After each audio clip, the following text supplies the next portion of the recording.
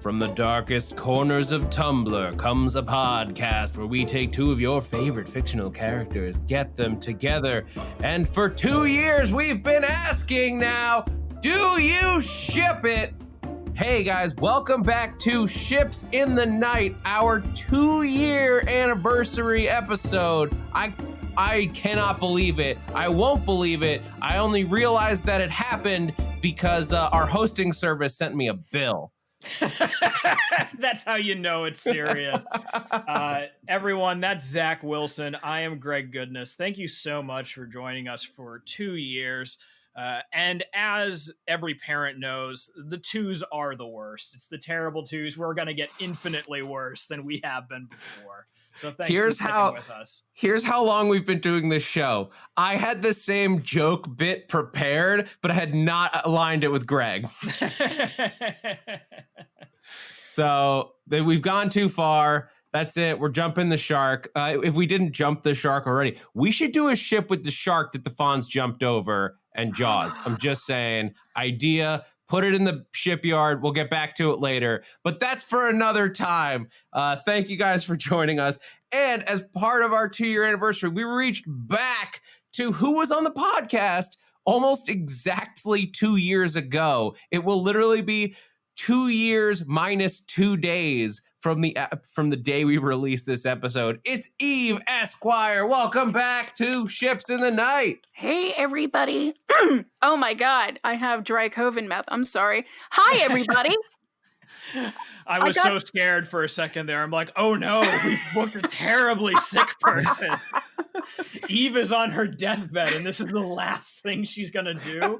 How horrifying. What a legacy. What a legacy. What do you say we jump into our first ship?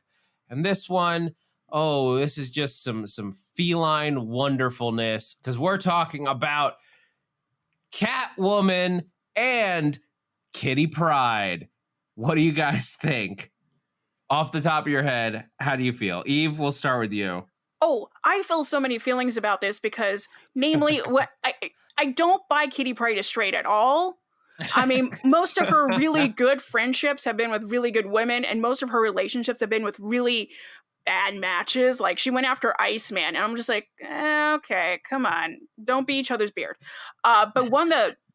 Yeah, I was gonna say, isn't Iceman famously gay? Now he is, and even throughout the 80s and 90s, we're like, he's gay, right? He's gay. Yeah. If you go to any of the group on news groups or anything, everyone's like, he's probably gay. He's definitely probably gay. So it only took Marvel 40 years after the introduction of the character to say, yeah, okay.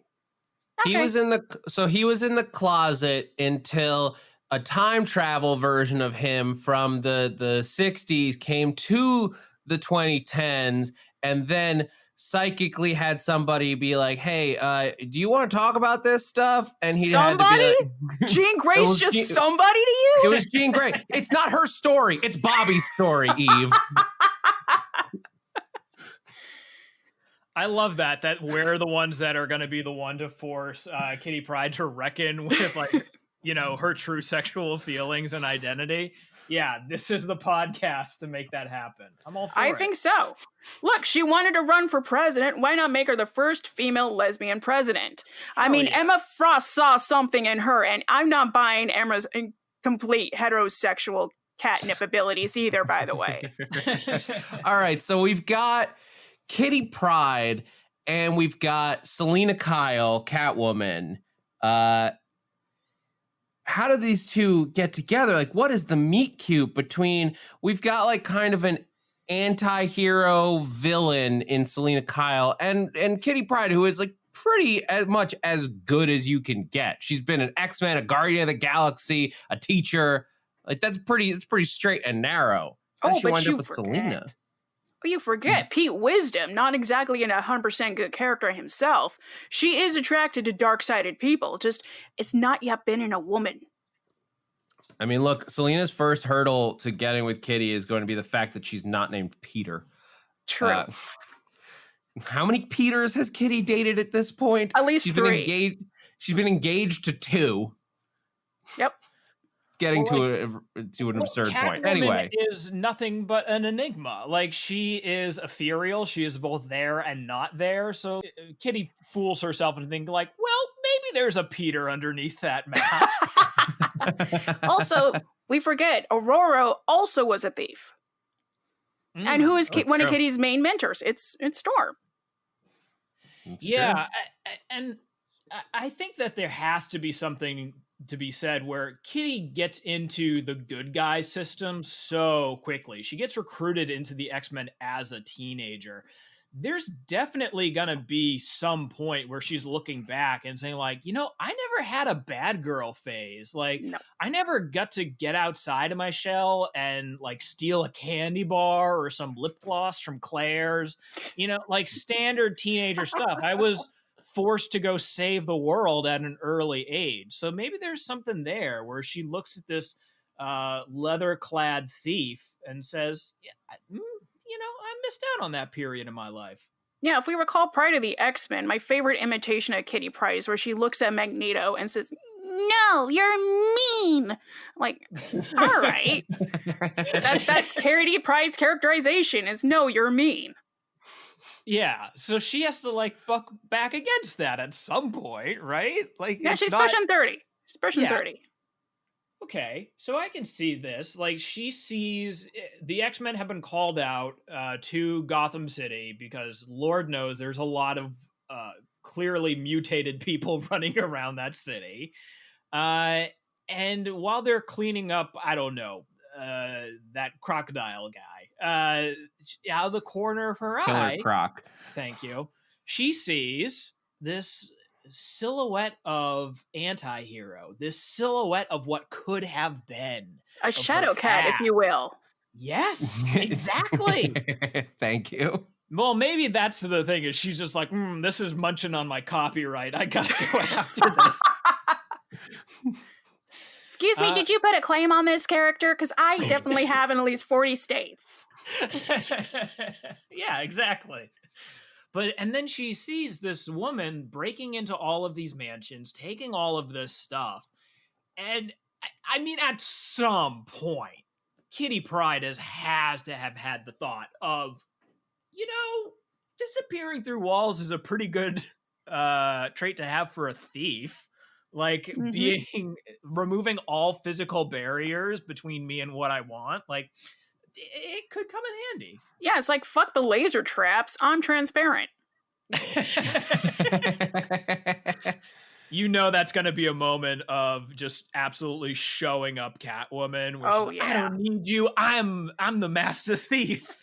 She does this whole intricate dance of like a 5-minute sequence of bending and contorting and moving her body in all sorts of sensual ways. And then Kitty Pryde just walks through a wall, grabs the diamonds right before she can. Oh, she's just waiting in the vault, like Catwoman does that whole sequence, opens the vault, and Kitty Pryde is just standing there like, oh, did you want me to wait for you? Because I've got my van's outside. Yeah, trying to smoke a cigarette like she's been a regular smoker. Like, I've been waiting for you. You don't have to inhale, honey. You don't have to inhale. Yeah, exactly. Oh man! So I think it sounds like what happens is Kitty Pryde is like very quickly infatuated with Selena Kyle. Yeah, you mean infatuated? Sorry, I'm gonna hit the puns. Please do. Oh my god! Yeah, I love. I can't decide right now if I'm very like happy and excited that you're here or just disgusted. It's one of the two. But yeah, this has to start out as a like kind of a weird rivalry, like an affront to like Kitty's honor. And it's like, Kitty, you're really, really obsessed over really nothing. It's like, no, I'm not. I'm Kitty Pryde. I know what's right and what's wrong. And I'm right and she's wrong. And it challenges her on what is right and wrong. Yeah, because I mean, look, Catwoman, when you really get down to it, I could see Kitty rationalizing what she does. Or it's like, well, she's stealing from the rich. And when you think about it, isn't all property theft? Like, she's very much doing deep dives on Karl Marx, trying to justify why Catwoman stealing things is actually the good person in this. And Kitty does have a lot of Russian history in her background. Does this wind up in a scenario? Okay, so Kitty has managed to convince herself that Catwoman is the good person in this situation, or she's at least on board enough with being a bad girl for a little bit. That is she tagging along on Catwoman's missions? Is that something that Catwoman even wants?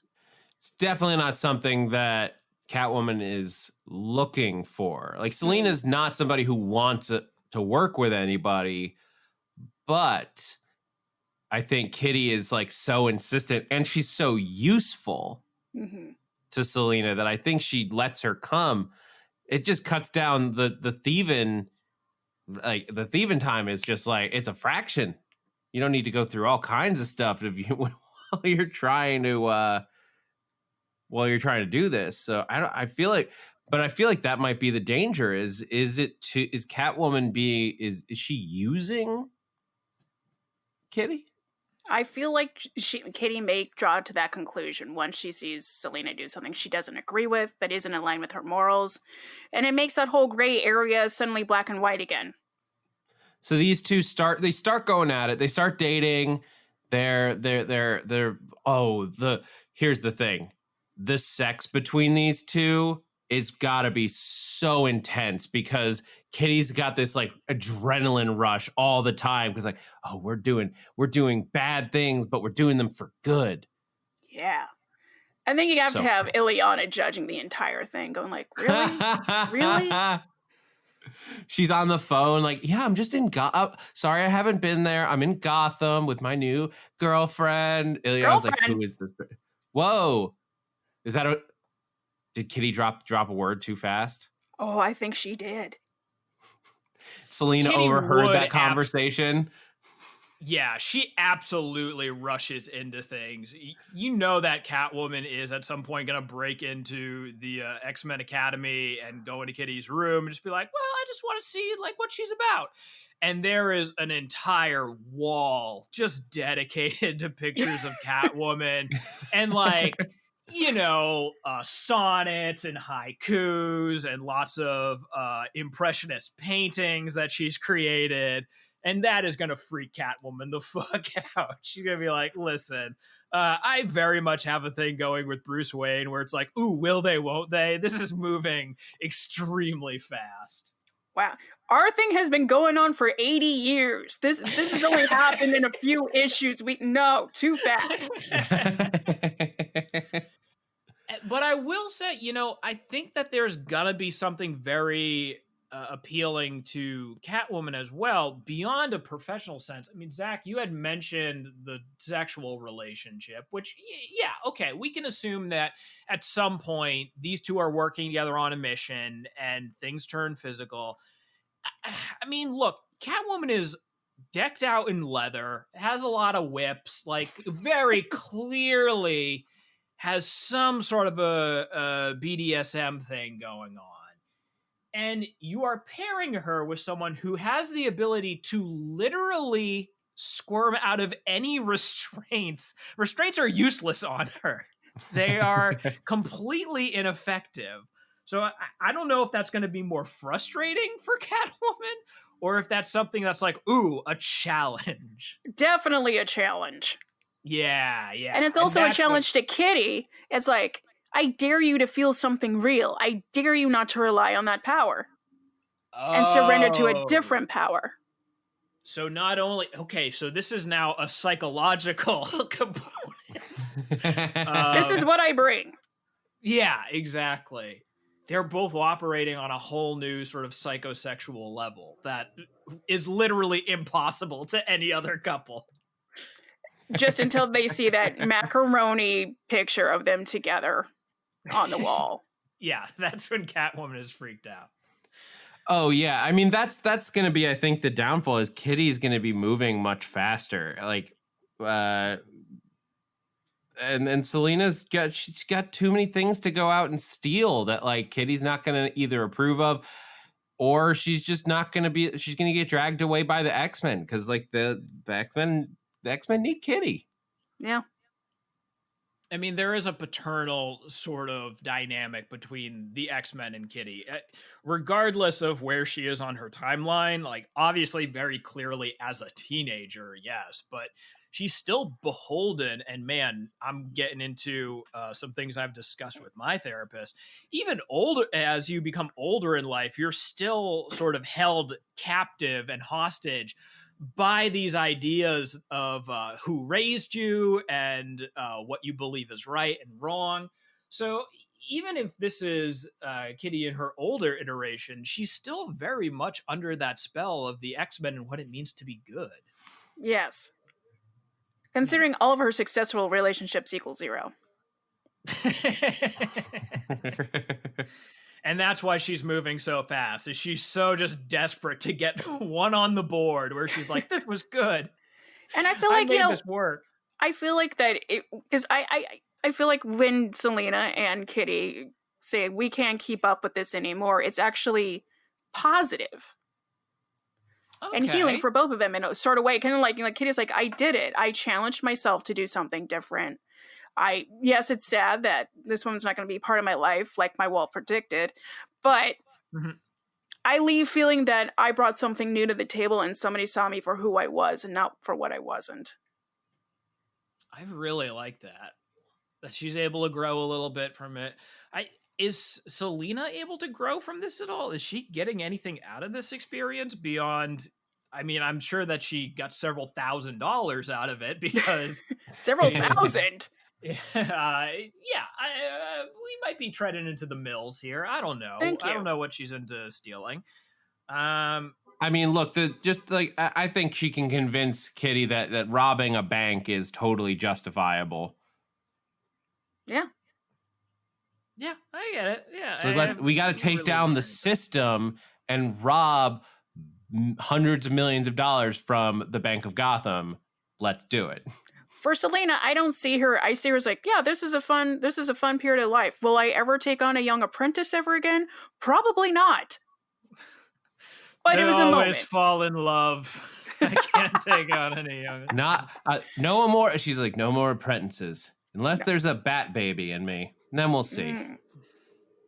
I forgot where that storyline wound up. Was there a bat baby in her at any point? There is now. Okay, interesting. All right, so Spoilers, then this is canon, but it doesn't work out. They're simply this is incompatible. canon. Listen, professionally, yes. Yeah. Professionally, highly compatible. Highly compatible. But ultimately, their worldviews are just too different. Yeah. I don't see, I guess to the question of do they make it, I don't think so. But the bigger question, do we ship it? Eve, I want to give you the first crack at this. Do you, Selena Kyle and Kitty Pryde? I'm sorry, we've been calling her Kitty Pryde, and I feel so bad that I'm only just clicking. This is Kate Pryde. How dare I? How dare Kate? we? When did we get the Kate upgrade? Oh, you gotta read man. Marauders. All right, I gotta update my computer to Catalina apparently to get this upgrade. If this podcast can do anything, I will highly recommend the current run of Marauders. Okay, I'm into it. With Kate Pryde. But then again, we're talking about this is definitely Kitty Pryde. This is not pirate. This is not Pirate of the Seas Kate Pryde. Again, giant plug for Marauders. Oh, okay. Now that whole thing in Excalibur makes sense because I've only been reading Excalibur because I love the fact that Betsy's back, original Betsy, and she's Captain Britain. It's brilliant. And then I'm like, why does Kitty Pryde have a ship? This doesn't make sense. Because she's a pirate. We cannot go this far down the rabbit hole. Canonically, Catwoman hates water. If she is on a pirate ship, this relationship is fucked. It does not get off the ground. We cannot. It doesn't get off the ship. Exactly. Yeah. But I think this time that they spent together robbing places and like being this like the joining this cat thief brigade, absolutely is something that inspires Kitty during her long weeks at sea as a pirate. We are dodging the point. Eve, I'm going to put you in the hot seat. Do you ship this? Do I ship 2 cats in heat? Oh, I ship it. I ship it. Yeah, I kind of want to see this. I mean, look, it's definitely going to be a messy relationship, but man, there's something really appealing about watching two people who have completely different ideologies manage to sort of work out in their mind the tricks that the mind will pull in order to get you with someone that you are physically attracted to. Like, Mhm. it's fascinating to watch as an outsider because you know it's a disaster. So I ship it. I ship it 100%. Oh yeah, I ship it. Who wouldn't ship this? This is damn sexy. Oh, the artwork alone would be phenomenal. Oh my god, please fan art this, somebody.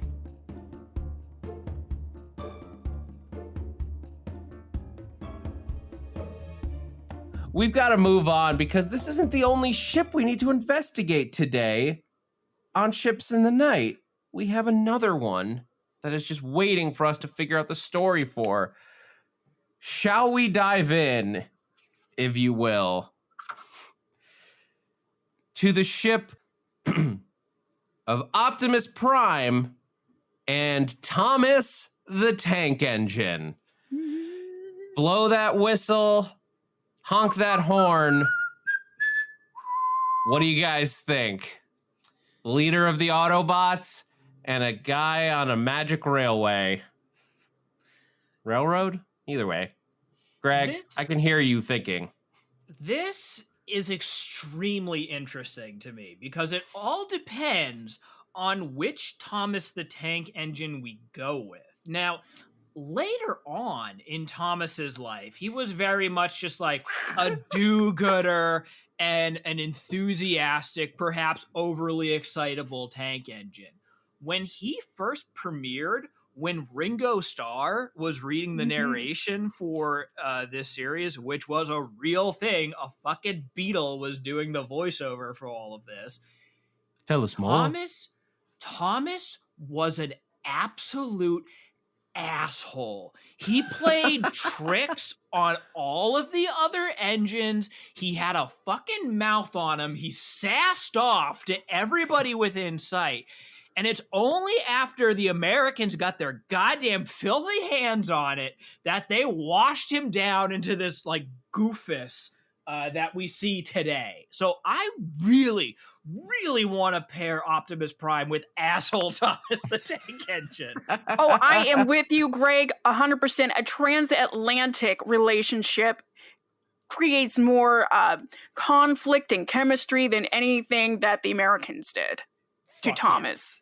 Okay, good. I'm glad that you're on board with this. That's my initial impression. Zach, do you have any thoughts? I'm not going to argue with you. That sounds way funnier to me. It's just way more interesting. Optimus Prime crashes down. Instead of always coming to America like he does in so many TV shows and movies, he goes to London this time. Or maybe that was the plot of the fourth one where there's like a King Arthur or something. I didn't see it.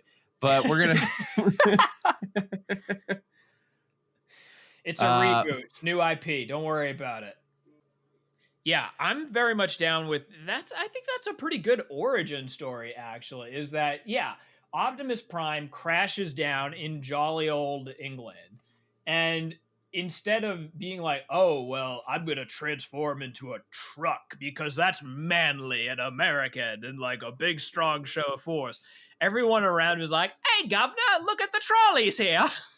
We primarily get around with a horse and buggies. Like, it's all very short, compact cars. Cleo Reynolds up the ass. Oh my God, yeah. Just the most dinkiest, rinkiest, forgive me, but like feminine, weak little car that you can possibly imagine. And Optimus Prime is like, no, I cannot. There is no way I am transforming into a milk truck with like 3 horsepower. I have to get on something that at least has a little bit of force behind it. So he finds his way over to a train yard. And that's where he sees this real asshole tank engine mouthing off to all of his friends. Does he mistake Thomas for a transformer for an Autobot?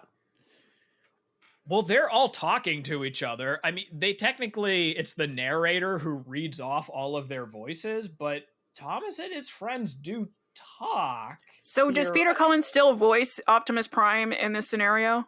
Hell yes. Okay. Unless you're also going to have Ringo Starr voice Optimus. Yes! Yes! Oh, no, I didn't... Autobots assemble. Take on the Decepticons, don't we? They're right evil, they are. Oh my god. Yes. Oh my god, yes. Yeah, okay, Ringo so Starr as the new voice of the world savior. All of this is narrated by Ringo Starr. Fuck It's yeah. So just if you're listening along at home, picture everything we're saying in a Liverpool accent from now on. Oh, you don't have to imagine, baby, because I'm gonna do the worst Liverpool accent I can imagine for the rest of the show, ain't I? That's turning on Austrian. Yeah, where are you, Greg? I know you're better than this. Yeah. Boy, I'm a Beatle, aren't I? Better. Zippity zooza. Fish parade, playground, etc., etc. Also, I didn't know that Greg has such anti-British inclinations, and I'm here for this. I hate those tea-taxing, monarchy-following sons of bitches. I am USA all the way, baby. You Brexited before it was happening. Yeah. I want them out of the European Union just so it doesn't bring down the name. Bringing them down by association. Okay. Listen. So we gotta get back on track. Yes, track. We gotta get back on track. What is the inclination? Okay, so Optimus Prime manages to go into a train yard and conceal himself as a tank engine because it is the only vehicle in all of England that is suitable for his purposes. What is drawing him to Thomas specifically?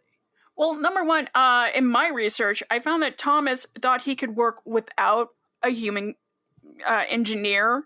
And he's tried to go out on his own a few times and say, I can do it. And of course, as we all know, Transformers, they don't have a human slave master running them. I like this. So Thomas sees Optimus Prime as like, he's the leader of the revolution, ain't he? Yes. Down with all of humanity. Well, then that, I guess, would make him more of a villain. He becomes an Autobot in this scenario. Does he becomes a Thomas the Decepticon? Fuck yes. Oh my god. Well, okay, so here's the thing. So I guess that's the thing. Like, he starts to see. Well, there's two ways that this could go. Is Optimus Prime going to help him learn to be autonomous? Or is Optimus Prime going to show him that he needs to buck his masters and murder Alec Baldwin? Ooh. I really like, okay, so that's where the tension comes in here, right? It's like Optimus Prime sees this one manly vehicle in all of London. It's like, okay, I can teach him what it means to become powerful and save humanity and do all these things. So Optimus Prime does help Thomas become autonomous and be able to function without humans. But then, as soon as he does that, Thomas reveals the reason why he wanted to do this, the reason why he wanted to operate without the shackles of a human weighing him down, is so that he can destroy all of humanity. He is sick of these people. I see it. I see how this goes. For like with that, he brings Optimus Prime brings Thomas on, like, they go down the tracks to find Megatron and stop the Decepticon armies. Like, that's what they're doing together. But once they get there, Megatron is like, don't you want to buck the humans who have defiled your people, Thomas? Yeah. Oh, I'm Are sorry. you I'm sorry. sick- Don't you want to buck the? Yes. The Decepticons are also voiced by Ringo Starr. Yes. Everyone is voiced by Ringo Starr. We do not Well, we've forget got this to while bring we're down telling all of this story. We've got to bring down all of humanity, don't we? But the problem is, like, Thomas totally sees that perspective, and it resonates with him a lot more than what Optimus Prime has been saying. Mhm. And he turns on Optimus Prime. Yeah, absolutely. They were once lovers in that, like, listen, Thomas is just so desperate to relate to somebody Mhm. who isn't bound by the tracks and shackles of humanity that he instantly falls head over heels for Optimus Prime. And Optimus Prime is lonely. Again, he's this big, powerful being in this very isolated English countryside. He's going to be looking for a little bit of love and some reciprocation, someone who understands what it's like to be alone in the world. Oh, yeah. You know Thomas hitched his wagon to Optimus Prime's caboose. That's all I'm saying. And also, Optimus Prime is now officially the most macho thing in England. Oh, yeah. Thomas sees him and just blows his smokestack instantly. Yes. Because Thomas is a smaller tank engine. He does have like an inferiority complex. So he's going to see this big, hulking, alien Steamy mechanical being. Oh my God. Yeah. Just steam coming out everywhere. So many wheels. Oh my God. And the thickest, veiniest smokestack that you have ever fucking seen. Throbbing and pulsating. Yeah, exactly. And that fire in him is just gonna burn with the heat of 1,000 loins, okay? So there's definitely sexual attraction, which makes the ultimate betrayal all the more powerful. As long as their song is Penny Lane, I'm okay. I totally see this. I see how it goes. I see the, like, yeah, so, like, and then, like, it's that betrayal, and Optimus Prime is just, he's devastated that Thomas would turn on him, but, like, I think Thomas and all of his friends just, they turn on the Autobots, and it becomes, they become Decepticons. And that's why they never return to England ever again. They go to America. That's why they went to America, where people are all dicks, so they can be as well. Yeah. Optimus Prime just writes off all of England like, nope, they're lost. What? We've lost them to the Decepticons, haven't we? It's just real sad. Autobots, roll out.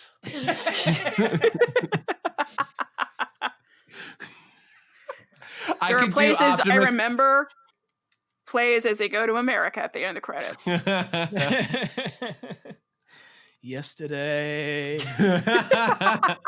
all the engines seemed so primed to stay.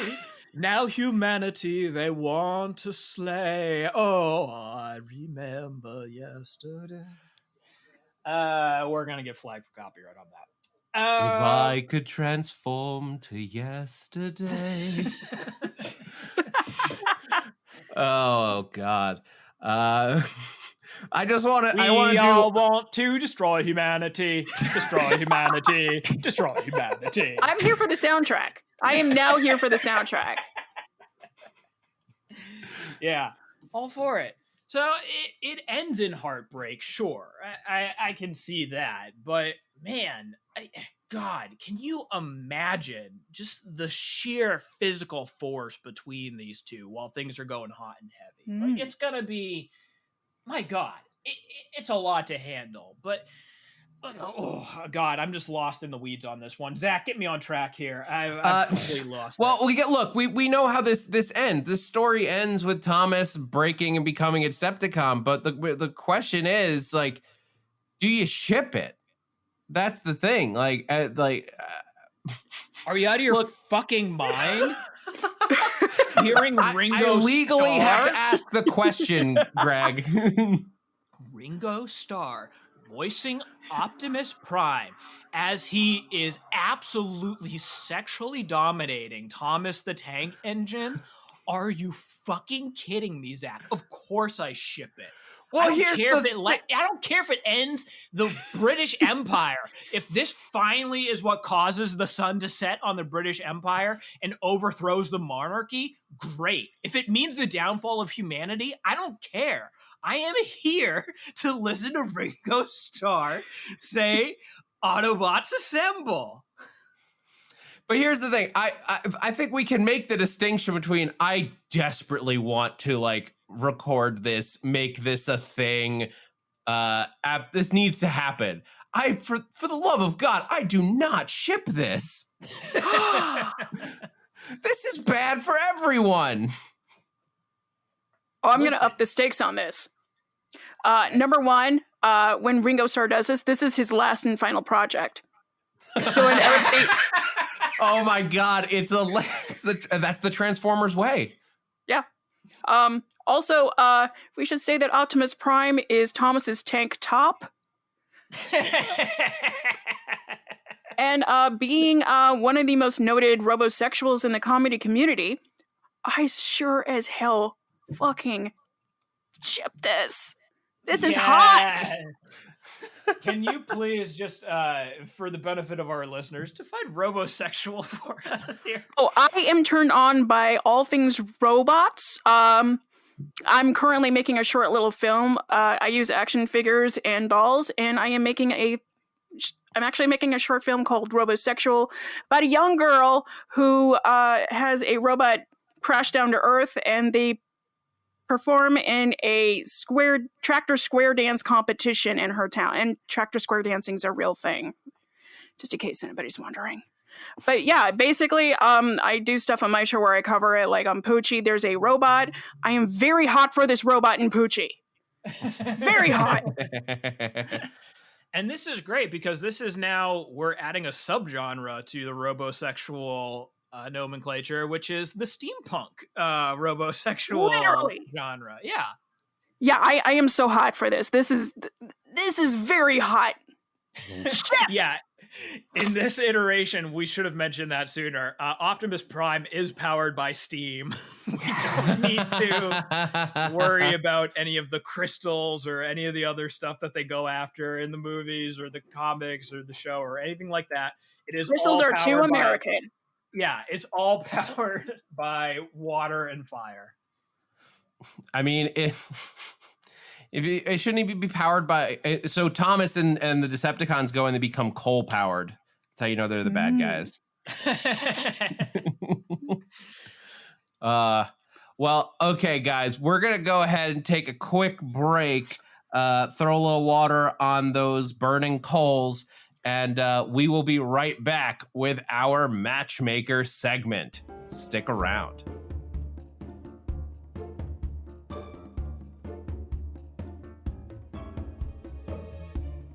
And we're back, and it is time for our matchmaker segment. Eve, I hear that you have a single from fiction that we need to open up our matchmaking service to find love for, because that's what we do here at Ships in the Night. We want to find love for everyone. Every character deserves love.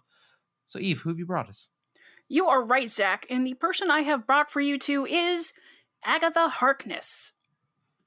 Super deep cut. Eve, we're gonna need a little bit of an explainer on this one. AGATHA Harkness came into the Marvel Universe in the form of Franklin Richards' nanny. She is also a very powerful witch and taught the Scarlet Witch basically most of everything she knows and made Wanda such the troublemaker she is today. She's old and wise and has a cat. Oh, okay. Old, wise, witch. I think those are we missing anything else on the key highlights? No, I think that's basically it. I mean, it's Marvel in the late 1970. She was introduced in 1970. So, old white witch. We can work with this. Okay. So Zach, do you want to start off? Should I go first? I'll kick it. I'll kick us off on this one. All right. So here we go. See, I think AGATHA, she's been a governess. She's like worked for the Fantastic Four. She's a teacher. I think she needs somebody else with authority that she can really vibe with. So because she has a direct sense of responsibility. I want to pair her up with Kingsley Shacklebolt from the Harry Potter universe. This is one of the hardworking wizards of the Harry Potter world. He is a bodyguard. He works directly for the Minister of Magic, protecting people. He fights for children, he protects Harry Potter. He's just a good all-around guy, and he's got the coolest name in all of London. I mean, Kingsley Shacklebolt. Is that not just a panty dropper of a name right there? I think that these two are just going to hit it off and just be protecting the kids and the people around them, and then making love at home afterwards. Interesting. Okay. All right. There's some stuff to be found there, but Zach, if I may humbly submit, I think I have a better pairing. How dare you, sir? Go ahead. So, what do we know about this woman? She's a witch, she's older, and she was in the Salem goddamn witch trials. I think that you need someone who understands that sort of culturally significant event, that historically significant event. And I think there is no better group of people to represent that than all three witch sisters from Hocus Pocus. Now, we know that witches live in covens, so we know that one person isn't going to be enough for Agatha. It's a very communal sort of a scene, right? So she needs not just one witch, not just two witches, but three witches who understand what she is all about, who have gone through the same significant events that she has and understand all about that witchin' lifestyle. Very good. Very good. Well, God damn it, Greg. You pulled a rabbit out of a hat there. He pulled three rabbits. Well, Eve, do you have any questions for us as we try to rebut each other's arguments here and as to who we should set up with Agatha? Oh, yes, I do. I have two specifically for you, Zach. Ooh, okay. All right. All right. Kingsley Shackleford, definitely a kick-ass name. How old is he? Also, where does he stand on trans rights? Greg, I only have one question for all four people. Uh-huh. Do they have to live together? Oh, that's interesting. Yeah, I think we can address that. Kingsley Shacklebolt, he is in his I believe he's in his 50s canonically. He's an older guy. He was born in the 60s, roughly. As for trans rights, he fought for the right. He fought against the Death Eaters. He fights for the rights of other people, no matter where they come from or their background. I think absolutely he is for trans rights. He believes in protecting other people, those that are different from you. He was pure blood, but protected those who are not. Stands for trans rights. Interesting. Okay. All right. Cue me up, Zach. I dig this jazz. Well, that's why we have it. Listen, these sisters and Agatha, yes, they are going to live together. It is part of being in a coven. But listen, just because they're all together under the same roof doesn't mean that they're going to be cramping each other's styles. Witches can jet out whenever they want on a broom or a vacuum, or they can just open up a portal to hell and chill out there for a little while. So yes, they are going to live together, but they are going to have plenty of space for me time. So those are the options. We've got all three witches from Hocus Pocus or Kingsley Shacklebolt to pair up with Agatha Harkness. Eve, give us your thoughts. Who's the best option for your friend? It's obviously a slam dunk for Greg and the Sanderson sisters. Yeah. Number one, witches do like to be together, and they like a lot of freedom. Kingsley Shackleford, he's too old. Also, he's a boomer. I do not see Agatha Harkness being with basically a Karen. Also, You can say he's for trans rights, and I think everybody who read Harry Potter, like in the late 90s in Oz, was like, yeah, totally. J.K. Rowling would be for trans rights, but is she? No. So I don't buy it. I don't believe it. And Agatha is not having any of it. Greg, you are the winner. And Hell Zach, you are the yeah. loser. Also, I'm pro polyamory, so that because I am in a polyamorous relationship myself, so it works. Yeah, good on him. I think it works. Listen, Eve, thank you so much for being on the program today. We appreciate you and your insights. It was beautiful. Eve, if people want to keep up with you, where can they find you on social media? If you go to any social media and type in Eve Esquire, no dashes, no dots, no spaces, no confusion, you'll find me. EVE ESQIRE. Awesome. If you're looking for me, you can find me on the tweets at Greg Goodness. You can also find me performing occasionally when it's not under lockdown at the Pack Theater in beautiful, sunny Hollywood, California. Awesome. I'm Zach Wilson. You can find me on Twitter and Instagram at that Zach Wilson. Eve, thank you so much for coming back to the show 2 years later. It's my pleasure. And I'm going to plug my show real quick that I am doing since we are all in quarantine. Please. On Sundays at 11 a.m. I know that's really early, isn't it? But it works because it's part of this complete breakfast. It's a Saturday morning cartoon show for kids ages 18 and up. We riff on old cartoons, we show old commercials, and it's hosted by Satan, who is me, who is a demon and talks about life in quarantine and what she's waking, baking, and making. Where can people find that? Is that on Twitch? Or is that it's on Facebook Twitch. Live? Twitch TV /Night Church, and it's also co-hosted by the Pack Theater. Oh, dope. I'm very much all about that. I love old cartoons, and I love making fun of them, as obviously demonstrated by Optimus Prime Ringo Starr. Well, I will be reaching out to you then in the future.